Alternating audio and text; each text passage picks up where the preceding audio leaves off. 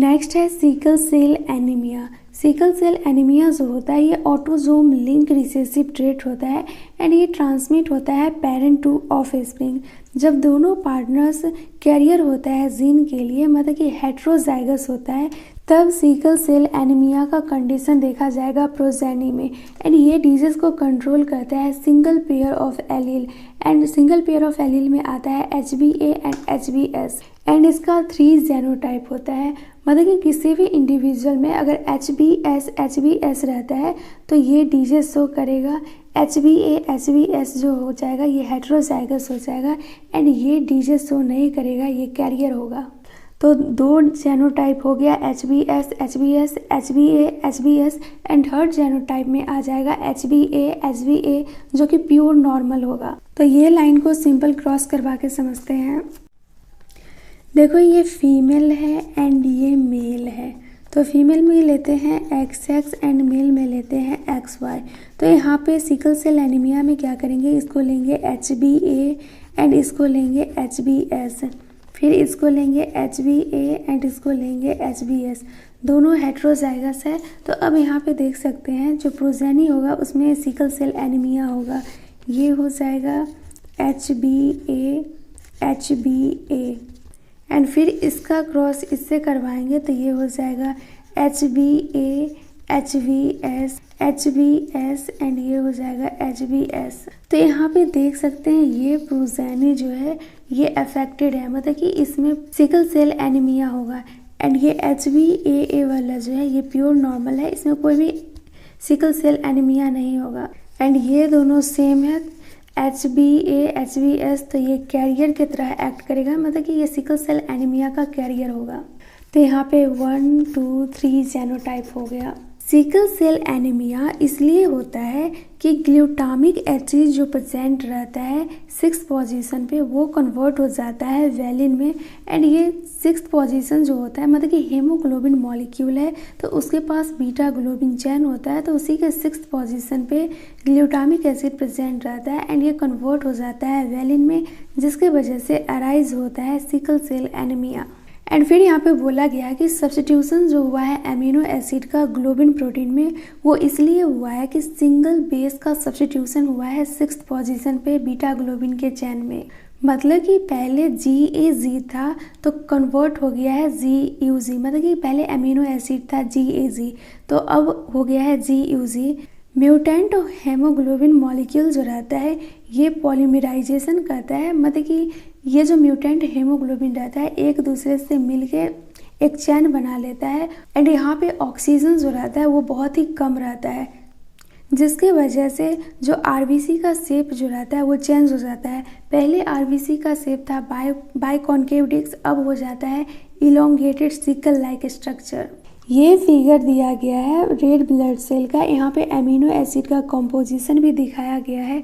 And ये जो पूरा चैन है ये बीटा चैन है हेमोग्लोबिन का, ये नॉर्मल इंडिविजुअल का हेमोग्लोबिन है एंड ये अफेक्टेड इंडिविजुअल का हेमोग्लोबिन है। तो यहाँ पे नॉर्मल हेमोग्लोबिन को एजिन बोला गया है एंड सिकल सेल हेमोग्लोबिन को एसिन बोला गया है।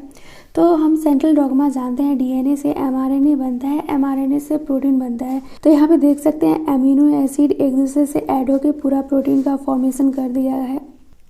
एंड ये सिकल सेल एनीमिया होता क्यों है, क्योंकि सिंगल बेस का सब्स्टिट्यूशन होता है। तो यहाँ पे देख सकते हैं ये GAG है, तो यहाँ पे एक बेस का सब्स्टिट्यूशन हो जाता है, मतलब कि यहाँ पे U आ जाता है, तो अब ये गैग से गुग बन जाता है GUG। तो वही यहाँ पे बोला गया है कि सब्स्टिट्यूशन हो जाता है ग्लूटामिक एसिड का वैलिन से। ये ग्लूटामिक एसिड है नॉर्मल हेमोग्लोबिन में एंड ये कन्वर्ट हो जाता है ग्लूटामिक एसिड कन्वर्ट हो जाता है वैलिन में एंड ये प्रेजेंट रहता है बीटा ग्लोबिन चैन के 6th पोजीशन पे। नेक्स्ट है फिनाइल कीटोनुरिया। फिनाइल कीटोनुरिया जो है ये इनबॉर्न एरर ऑफ मेटाबॉलिज्म है, मतलब कि ये बॉर्न से पहले ही डिजीज हुआ रहता है फिनाइल कीटोनुरिया। फिनाइल कीटोनुरिया को बोलते हैं ऑटोसोमल रिसेसिव ट्रेट। इसमें जो अफेक्टेड इंडिविजुअल होता है उसके पास phenylalanine hydroxylase enzyme absent रहता है एंड ये एंजाइम जो होता है ये कन्वर्ट करता है फिनाइल एलेनाइन को टायरोसिन में। जब phenyl alanine hydroxylase enzyme absent है तो फिनाइल एलेनाइन जो है ये टायरोसिन में कन्वर्ट नहीं होगा एंड ये बहुत ज़्यादा स्टोर हो जाएगा ह्यूमन में एंड कुछ जो है फिनाइल एलेनाइन ये कन्वर्ट हो जाएगा फिनाइल पायरुविक एसिड में एंड अदर डेरिवेटिव्स में। फिनाइल एलेनाइन का एक्यूमुलेशन हो जाता है ब्रेन में, जिसकी वजह से मेंटल रिटार्डेशन हो जाता है एंड ये यूराइन के थ्रू भी बाहर आता है, क्योंकि इसका जो एब्जॉर्प्शन होता है किडनी के द्वारा ये बहुत ही लो होता है। नेक्स्ट है थैलेसीमिया। थैलेसीमिया जो होता है ये autosome linked recessive blood disease होता है। इसमें डिजीज का ट्रांसमिट होता है पेरेंट्स से ऑफ स्प्रिंग, जब दोनों पार्टनर्स जो होता है वो अनअफेक्टेड कैरियर होता है, मतलब कि कैरियर होता है, तो दोनों पार्टनर होगा वो हेटेरोजाइगस होगा। एंड थैलेसीमिया जो होता है वो इस वजह से होता है कि डिफेक्ट क्रिएट हो जाता है म्यूटेशन के वजह से या फिर डिलेशंस के वजह से, जिसके वजह से जो अल्फ़ा एंड बीटा चेन का सिंथेसिस होता है वो रिड्यूस हो जाता है। तो वही यहाँ पे लिखा गया है कि ये डिफेक्ट के होने के वजह से दोनों चैन में से एक ग्लोबिन चैन जो होता है वो अफेक्ट हो जाता है, मतलब कि इसका सिंथेसिस डिक्रीज हो जाता है एंड ये अल्फ़ा एंड बीटा चैन ही होता है जो कि हेमोग्लोबिन को बनाता है।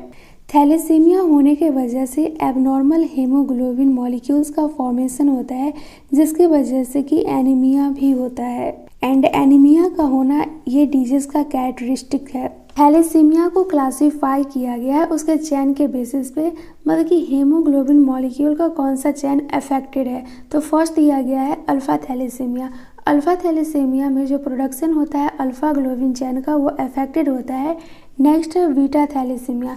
तो बीटा थैलेसीमिया में जो प्रोडक्शन होता है बीटा ग्लोबिन चैन का वो अफेक्टेड होता है।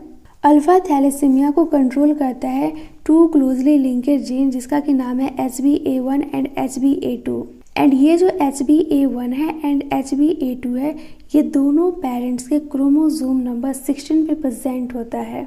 तो ये जो HbA1 है एंड HbA2 है इसके पास 4 एलील होगा, तो 4 में से एक एलील हो या फिर एक से ज़्यादा एलील हो वो अफेक्ट होता है, तो less alpha globin molecule produce होता है। फिर नेक्स्ट बोला गया है बीटा थैलेसीमिया के बारे में। तो बीटा थैलेसीमिया को कंट्रोल करता है सिंगल जीन जिसका कि नाम है HBB एंड ये क्रोमोसोम नंबर 11 पे होता है। दोनों पेरेंट्स के क्रोमोसोम नंबर 11 पे होता है HBB एंड बीटा थैलेसीमिया होने का मेन रीज़न ये होता है कि ये जो जीन है HBB इसके पास 2 एलील होगा, तो इसमें से एक एलील या दोनों एलील म्यूटेंट हो जा मतलब कि दोनों में म्यूटेशन हो जाता है।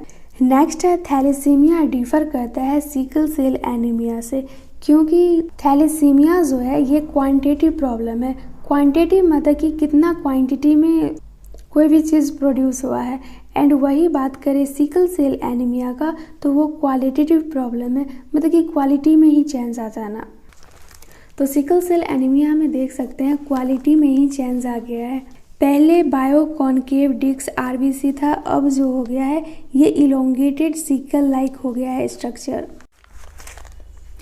नेक्स्ट है क्रोमोसोमल डिसऑर्डर। क्रोमोसोमल डिसऑर्डर होने का मेन रीज़न ये होता है कि इसमें एक्सेस और एबनॉर्मल अरेंजमेंट हो जाता है एक या एक से ज़्यादा क्रोमोसोम का।